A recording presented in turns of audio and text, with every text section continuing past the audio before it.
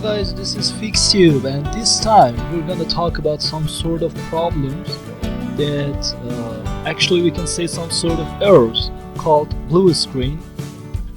Sometimes the Windows is not able to fix all errors, and that's why it asks the user to restart or even shut down the system.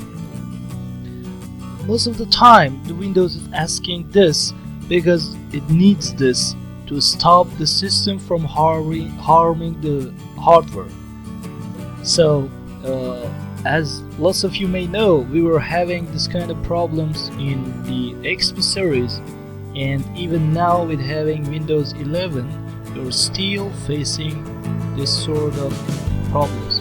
So stay with us to talk about the 7 most common blue screen errors. Right now, after Windows 8, we are seeing that these pages has been changed to much simpler pages that is just a blue screen with a sentence, your PC ran into a problem, and that's done.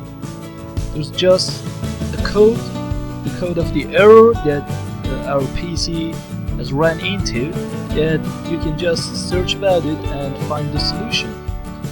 I also must inform you that in lots of the cases you don't have to do something that when you face some kind of error, but you just need to do a simple restart and the blue screen problem can be solved. But in other cases you have to do some modifications in order to fix that error. So let's go to the first one. The first error is the driver IRQL not less or equal. You will usually see this kind of error when you have updated one of the software, one of the hardwares of your computer or your laptop, or you're installing a driver. So you have to make sure that you're installing the safest driver from a safe website, motherboard website, or the laptop website of drivers, and that's how you can make sure that the file is not corrupted.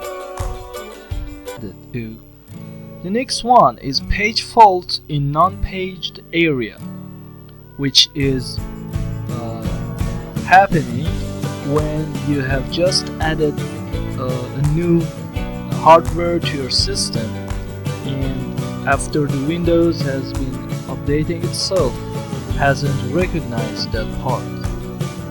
So make sure that you're updating your Windows after it and the part is completely recognized. The next one is the data bus error.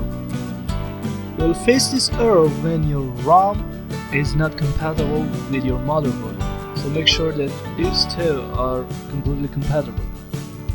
If you were faced to the error machine check exception, Windows is trying to tell you that the CPU of your system, or even the power and the power source, has ran into a problem, so you have to check them in order to stop that blue screen error. And the other one is inaccessible boot device. If your system has some virus in it and the Windows files are corrupted or having a problem, or the Windows is not able to read the device system that you're putting on it, you'll have to face this error, and you have to just remove that virus from your system in order to stop that from happening again. And the last one is bcod initialization failure, which is telling you that there's some drivers of your system are having some difficulties, and there are some hardware issues on your system.